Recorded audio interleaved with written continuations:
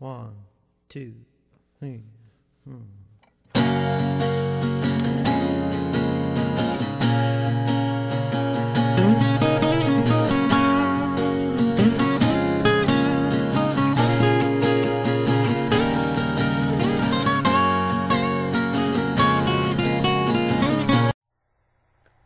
Okay guys, Airplane 75 here. I just came back from another wonderful flying day. Finally, after this terrible weather that has been happening, we'd get out to the runway and it would start pouring, or lightning would be on the field, or something stupid weather-wise, and we had to take a back. So this was finally our first day in the past couple days. So this time my grandfather came with me. He was filming in the back seat. Yeah, so these are just short little clips. You won't really be able to hear anything because the roar of the engine, but I'll leave that up. I won't put background music or anything on it. So that's that. This was taken on Wednesday, July 29th, 2009 at Fort Lauderdale Executive in Miami in Cessna 172 Cessna November 2117X. Hope you enjoy.